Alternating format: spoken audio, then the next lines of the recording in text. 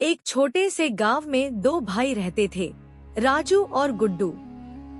राजू की उम्र 18 साल थी और गुड्डू की उम्र लगभग 10 साल थी। उनके माँ बाप बचपन में ही गुजर गए थे। राजू अपने छोटे भाई का ख्याल रखता और उसके साथ खेलता और बोलता, तू बड़ा होकर अफसर बनेगा गुड्डू, मेरा नाम तेरे नाम से ही ऊंचा होगा। मैं तुझे पढ़ाऊंगा, जितनी हो सके मुझसे उससे ज्यादा कोशिश करूंगा मैं तुम्हें पढ़ाने के लिए। तू बड़ा अफसर बनेगा। हाँ भाई, मैं पढ़ूंगा और आपके नाम को रोशन करूंगा और मुझे गरीबी को दूर करना है। बड़ा अफसर बनूंगा। राजू खेत में काम करने जाता।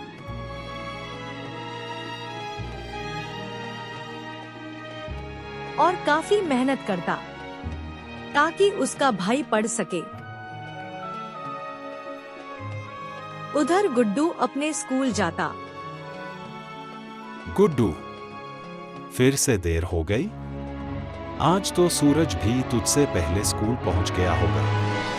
क्लास शुरू हो चुकी है, अब क्यों आए हो? क्या तुम्हें टाइम का कोई मतलब नहीं? माफ कीजिए मास्टर जी, राजू भाई के पैरों में दर्द थी तो मैं डॉक्टर के पास दवाई लाने गया था, तो उसी के कारण देर हो गई। ठीक है, जाओ बैठ जाओ। बच्चों, आज हम पढ़ेंगे हमारा भारत के बारे में। भारत एक महान देश है जिसकी सभ्यता और संस्कृति हजारों साल पुरानी है। यहाँ अनेक धर्म, भाषाएं और परंपराएं हैं, लेकिन सब मिलकर एकता की मिसाल पेश करते हैं। भारत को कभी सोने की चिड़िया कहा जाता था क्योंकि यहाँ समृद्धि, ज्ञान और खुशहाली थी।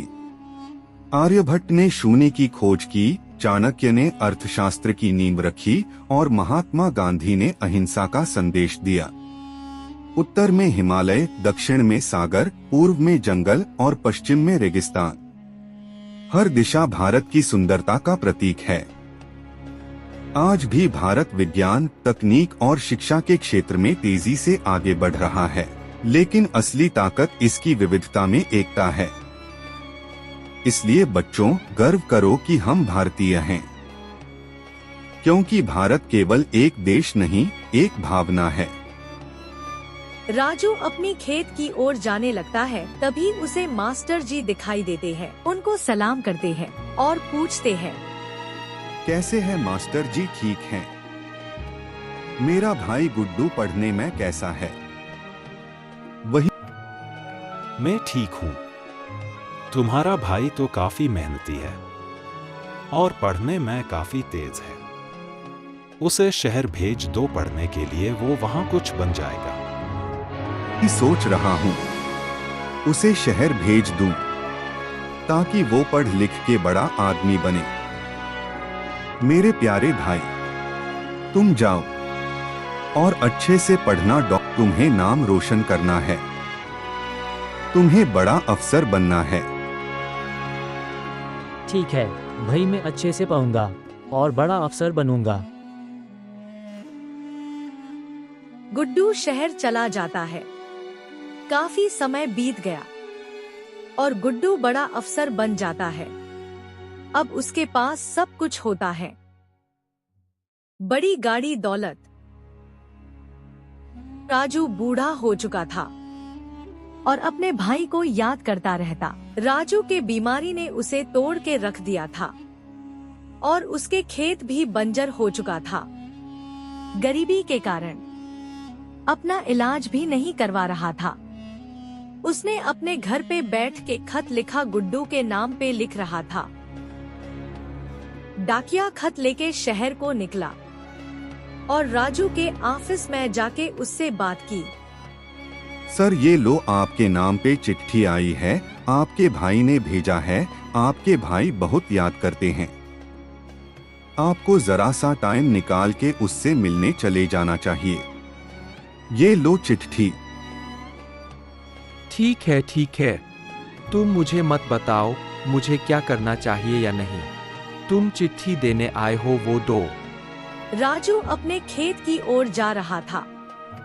तभी उसे एक चौकीदार दिखा और बोला, राजू भाई, मुझे थाना से भेजा गया है और मैं आपके पास ही आ रहा था, लेकिन आप मुझे यही मिल गए।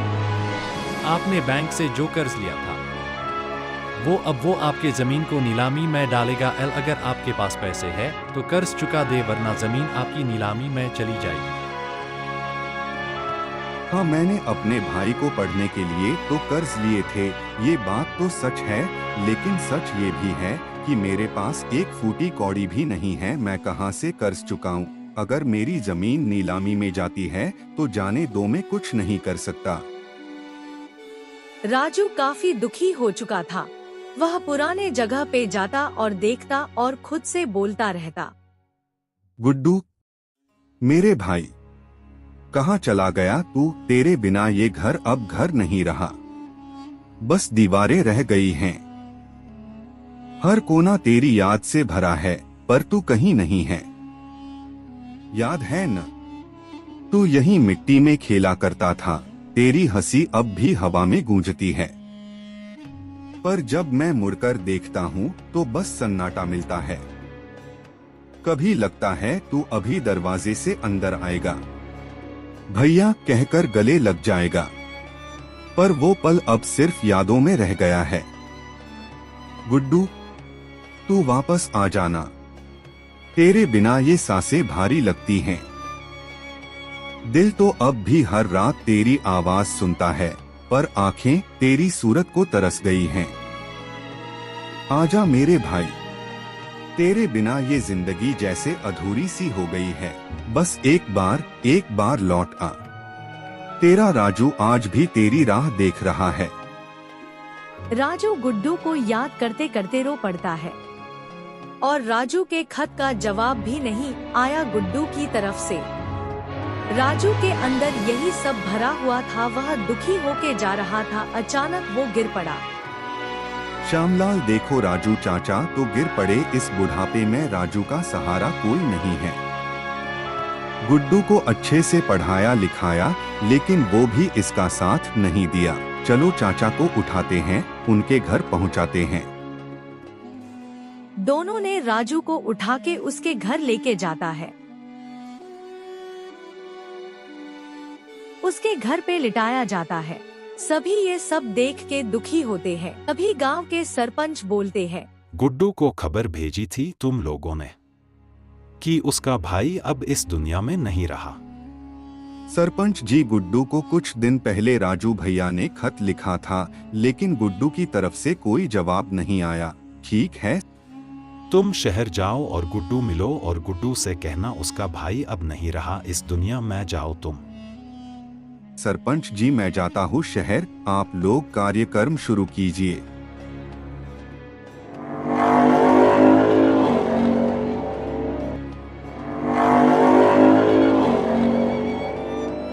राकेश गुड्डू के ऑफिस जाता है तो देखता है एक आदमी खड़ा है ऑफिस के बाहर। कौन हो और अंदर कहाँ घुसे जा रहे हो?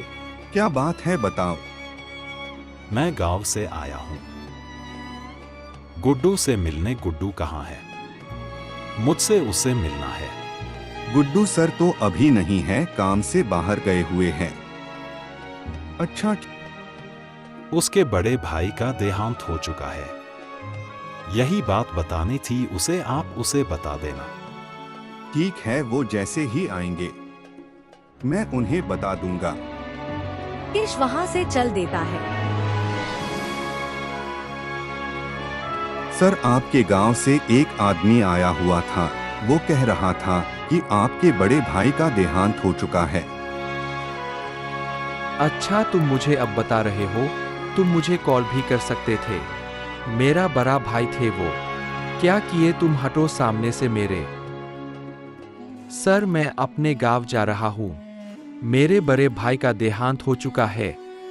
मैं अब शायद ऑफिस कंटिन्यू नहीं कर सकूंगा।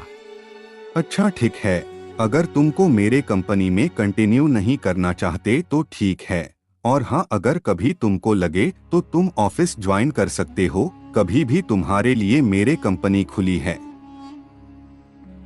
गुड्डू वहाँ से गांव के लिए निकल पड़ता है। गुड्डू गांव पहुंचकर वो अपने घर की ओर जाता है। घर पहुंचता है, अपनी भाभी को देखते ही रोने लग जाता है। उसकी भाभी बोलती है, अरे गुड्डू, तू सच में आ गया बेटा।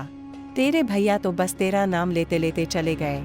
हर दिन कहते थे मेरा गुड्डू एक दिन जरूर आएगा। देख बेटा, उन्होंने तेरे लिए वो पुराना चश्मा, तेरी किताबें सब संभाल कर रखी थीं।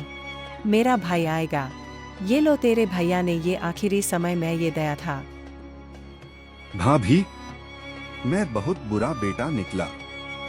भैया को छोड़कर चला गया। कभी मुड़कर देखा तक नहीं कि वो कैसे हैं। भाभी, उन्होंने मेरे लिए कितना किया था। मुझे पढ़ाया, खिलाया, यहाँ तक कि खुद भूखे रह गए, बस इसलिए कि मैं कुछ बन जाऊं। मैंने सोचा था जब बड़ा आदमी बनूंगा तो सबसे पहले भैया को अपने साथ शहर ले जाऊंगा, पर मैं तो अपनी दौड़ में खो गया। ना उनका हाल पूछा, ना लौटकर देखा। मुझे माफ कर दे भाभी, अब मैं कभी छोड़ के नहीं जाऊंगा।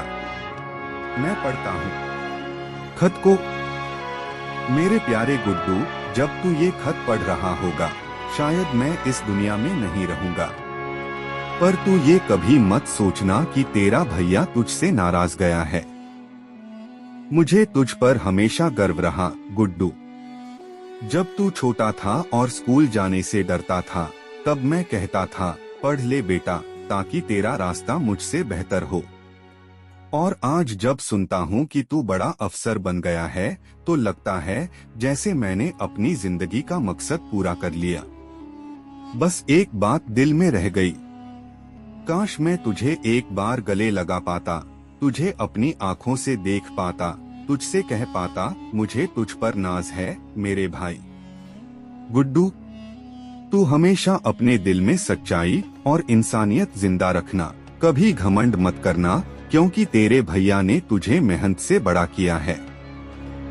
और याद रख, जहाँ भी रहा मैं तेरे साथ हूँ, तेरे हर कदम के साथ, तेरे हर फैसले के साथ। तेरा भैया राजू। गुड्डू घर से बाहर जा रहा था, तभी उसे सरपंच जी दिखे। सरपंच ने बोला, क्या तुम गुड्डू हो? जी मैं ही गुड्डू हूँ। तुमने अपने भाई के साथ अच्छा नहीं किया। तुम्हारे भाई ने तुम्हें पढ़ाया लिखाया, और तुमने क्या दिया इसके बदले में? कुछ भी नहीं। और तुमने तो उसके अंतिम संस्कार में भी नहीं आ सके। जब तुम नहीं आए तो हम लोगों ने उसकी अंतिम संस्कार किया। मैंने काफी बुरा किया हूँ अपने भाई के साथ, और अब मुझे मेरी गलती का पछतावा हो रहा है। पहले अपनी जमीन लूंगा और मैं यही रहूंगा अब। गुड्डू अपनी खेत में रो रहा था अपने भाई को याद करते करते। तभी वहाँ गांव के सरपंच जी आते हैं और बोलते हैं, क्या हुआ गुड्डू, क्यों रो रहे हो तुम? अब तो तुमने अपने खेत वापस भी ले ली, अब क्या हुआ हो तुम इतना रो रहे हो? कुछ नहीं हुआ सरपंच जी, मुझे अपने भाई की याद आ गई। खेत को देख के इसीलिए रो पड़ा हूँ। भाई का सपना था कि मैं पढ़ लिख के गांव का नाम रोशन कर सकूं। अब ये सपना हर बच्चा देखेगा। अब मैं उन बच्चों के लिए एक स्कूल बनाऊंगा जिससे वो पढ़ सके। ठीक है, बनाओ, मैं तुम्हारे साथ हूँ। गुड्डू अपनी जमीन में एक बड़ा सा स्कूल खोला और गांव के सभी लोगों को भी बुलाया। गांव वालों, आज मैं आप सबके सामने सिर्फ एक अफसर नहीं बल्कि एक भाई बनकर खड़ा हूँ। जिस भाई ने मेरे लिए अपना सब कुछ कुर्बान कर दिया, आज उसी के नाम पर ये स्कूल बनाया गया है। भैया हमेशा कहते थे, पढ़ाई वो चाबी है जो किस्मत के हर ताले को खोल देती है। आज मैं चाहता हूँ कि इस गांव का कोई भी बच्चा बिना पढ़े न रहे। ये स्कूल सिर्फ दीवारों से नहीं बना है, ये बना है मेरे भैया के सपनों, उनकी मेहनत और उनके प्यार से। मैं चाहता हूँ हर बच्चा पढ़े बढ़े और अपने माँ बाप का नाम रोशन करे, जैसे मैं अपने भैया का नाम आज अमर कर रहा हूँ। भैया, आज आपका भाई ने आपका नाम रोशन कर दिया। जिंदगी में पैसा या ओहदा नहीं, अपनों का प्यार और उनके सपनों को पूरा करना ही सच्ची कामयाबी है। गुड्डू ने साबित किया कि जो लोग हमें छोड़ जाते हैं वो सच में तब तक जिंदा रहते हैं जब तक हम उनके अधूरे सपनों को पूरा करते हैं।